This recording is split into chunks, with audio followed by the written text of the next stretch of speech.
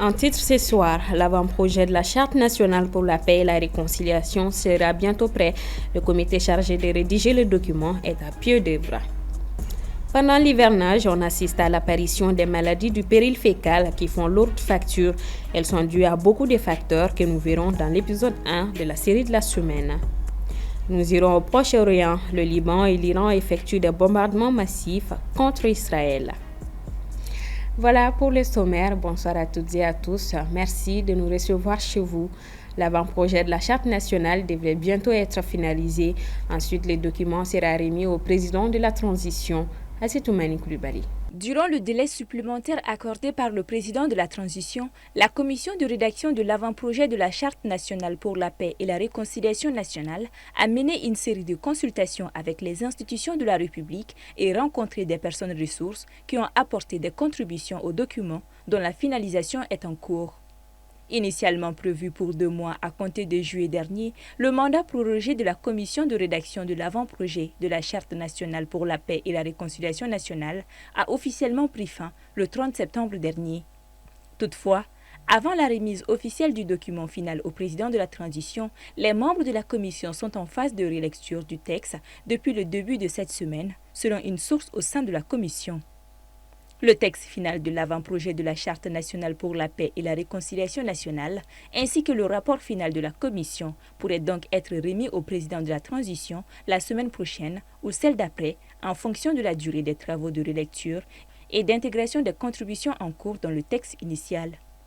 La Charte pour la paix et la réconciliation nationale devrait être le document de référence pour toute initiative, action et activité qui concourent à la sécurité, à la paix, à la réconciliation nationale, à la cohésion sociale et au vivre ensemble au Mali.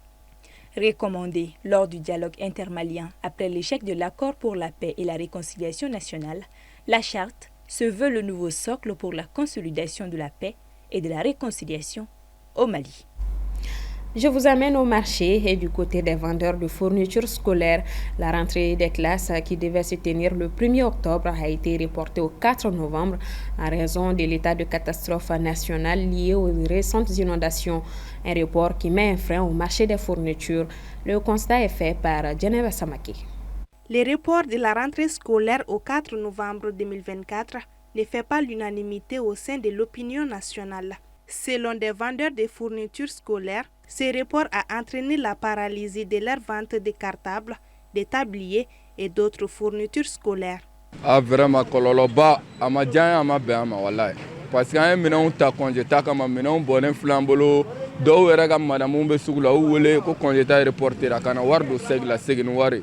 Ma an dun fɛnɛ taara an ka wariw an ye juruw ni fɛnw de ta ka don minɛn na. Wali juruw banna vraiment an coronen don. Nin ko in ma bɛn a ma vraiment a kɔni ma bɛn ne ma. A ye kɔlɔlɔ lase an ma parce que an ka marché kun fɛnnen don mais a kɛra sababu ye ka marché yɛrɛ kase yɛrɛ. Bon, kɛmɛ o kɛmɛ kɔnɔ a ye 97 bɛɛ bɔ a la pour le moment. Parce que a ye adamadenw fari faga bɔ client yɛrɛ tɛ kan ka na tuguni. Cependant, d'autres estiment que cette décision est une aubaine pour tous ces parents qui n'avaient pas les moyens pour outiller leurs enfants en fournitures scolaires pour se préparer avant la date butoir fixée désormais au 4 novembre prochain. Bon, ne kɔni tiɲɛ yɛrɛ la a ma ne tɔɔrɔ. A bɛ se ka kɛ a ye mɔgɔ wɛrɛ tɔɔrɔ. Bon, ne a ma ne tɔɔrɔ. École poussée a y'a sɔrɔ an bɛ feere la. A ma poussé o y'a sɔrɔ an bɛ feere la. An b'an ta sɔrɔ. Sugu ka suma hali ni école ta ko yɛrɛ tɛ quoi. Mɔgɔ kana fɔ ko école ta ko y'a mɔgɔ bali ka sugu sumaya donna ta burada. Hali ni école ta bila kalo kura donc o t'a bali marché bɛ kɛ. A bɛ se ka kɛ gɛlɛya bɛ mɔgɔ dɔw kan yɛrɛ école ta ɲɛkɔrɔla in na donc olu tɛ se k'a san yɛrɛ. Bon donc n'u y'a reporté k'a bila ɲɛfɛ a bɛ se ka kɛ olu bɛna se k'a san. Avant cette date de retour effectif sur les bancs, les vendeurs de fournitures devront prendre leur mal en patience. Place à notre série de la semaine. Au Mali, la saison des pluies est propice aux maladies. L'apparition des herbes, l'installation des eaux stagnantes et la prolifération des moustiques, autant de facteurs qui favorisent les maladies du péril fécal et ses corollaires. La série de la semaine est signée Soumaïla Fani. La saison des pluies, synonyme de renouveau pour la nature, s'accompagne aussi de la recrudescence de certaines maladies.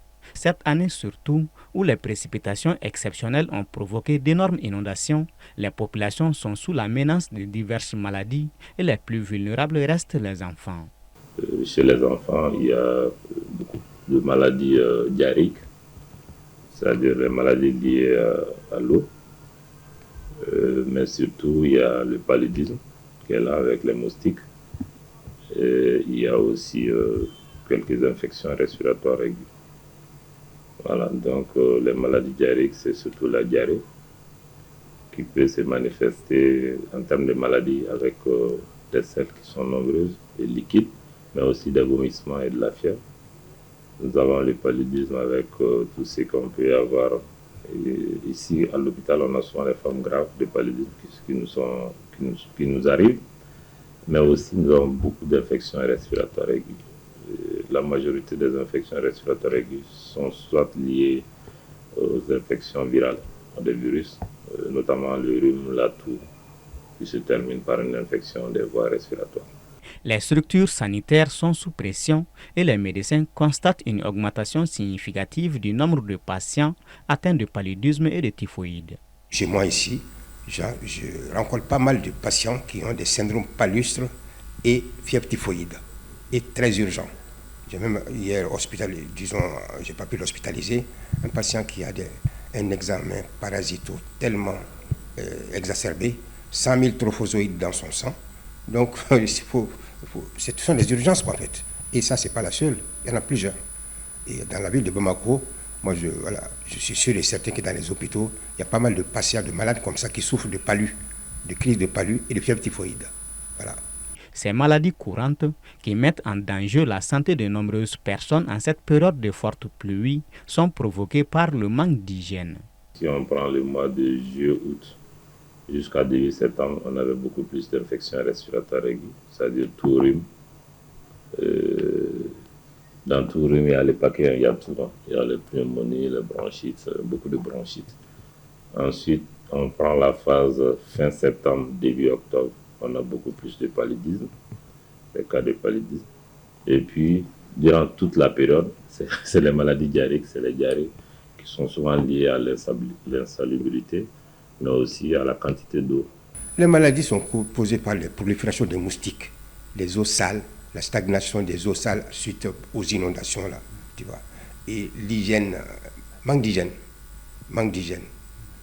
Quand tu circules à Bamako, tu vois que les caniveaux sont des sources de prolifération des moustiques. Les moustiques, et les gens ne sont pas protégés. Voilà. Et ils dorment peut-être pas sous les moustiquaires imprégnés. Donc il faut une sensibilisation des populations et les aider aussi à s'en sortir. Selon les données du ministère de la Santé, le paludisme constitue le premier motif de consultation dans les établissements de santé avec 34% et un taux de mortalité atteignant 24,4%. Santé toujours, au Rwanda, le virus de Marburg sème la psychose, une fièvre hémorragique qui a déjà fait 11 victimes. Depuis le 27 septembre, le ministère de la Santé rwandaise avait confirmé 29 cas. 19 sont alors à l'isolement et reçoivent des soins à travers le pays. Selon les informations, le virus de Marburg ferait partie de la famille des filovirus à laquelle appartient le virus Ebola. A rappeler que pour l'heure, il n'existe aucun vaccin ou traitement antiviral approuvé pour le combattre. Cependant, les soins de soutien, réhydratation par voie orale ou intraveineuse et les traitements des symptômes spécifiques augmenteraient les chances de survie. Hors du continent, après le Liban, l'Iran vient d'entrer dans la danse dans le conflit avec Israël. Téhéran a mené dans la soirée d'hier une attaque d'envergure sur le territoire israélien pour venger la mort des chefs du Hezbollah et du Hamas palestinien, Aminata Keïta. C'est avec près de 200 missiles hypersoniques que l'armée iranienne a bombardé, selon son chef d'état-major, les 3 principales bases aériennes militaires d'Israël. Une attaque qui intervient pendant qu'Israël intensifie les frappes contre le Hezbollah libanais sur la banlieue sud de Beyrouth. Le mouvement islamiste palestinien Hamas a salué l'attaque iranienne, assurant qu'il s'agissait d'une vengeance après les assassinats par Israël du chef du Hamas Ismaël Haniyeh et du chef du Hezbollah libanais Hassan Nasrallah. Israël, de son côté, affirme avoir intercepté un grand nombre de missiles et son premier ministre Benjamin Netanyahou a averti que l'Iran a commis une grave erreur et qu'il en paiera le prix. Dans la foulée, le secrétaire général de l'ONU, Antonio Guterres, a condamné l'élargissement du conflit au Moyen-Orient, soutenant que cela doit cesser.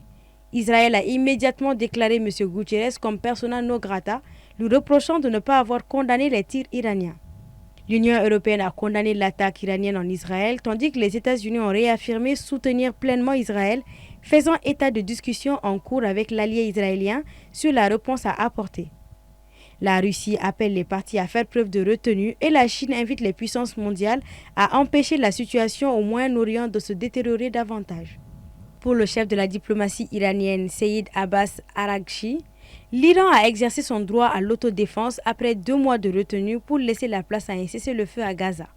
Le chef d'état-major iranien, le général Mohammad Bagheri, quant à lui, a averti que l'Iran frapperait avec une plus grande intensité, visant toutes les infrastructures du pays en cas de représailles israéliennes, tout en avertissant Washington contre toute intervention. Il s'agit de la 2e attaque de l'Iran vers Israël. La première a eu lieu le 13 avril 2024 en riposte à une frappe meurtrière imputée à Israël sur le consulat iranien à Damas. L'ambassade d'Israël en Suède et au Danemark ont également été visées mardi soir par des coups de feu et 2 explosions. Le Conseil de sécurité de l'ONU s'est réuni d'urgence dans la journée sur la question du Moyen-Orient. Rome aussi a convoqué une réunion d'urgence du G7. L'escalade intervient après près d'1 an de guerre menée par Israël contre le Hamas à Gaza, déclenchée le 7 octobre 2023. Le pape François a appelé à une journée de prière et de jeûne pour la paix dans le monde le 7 octobre à l'occasion du premier anniversaire des attaques du Hamas en Israël. Point final à cette édition. Merci de votre constante fidélité. À demain pour une nouvelle page d'actualité. Bonsoir.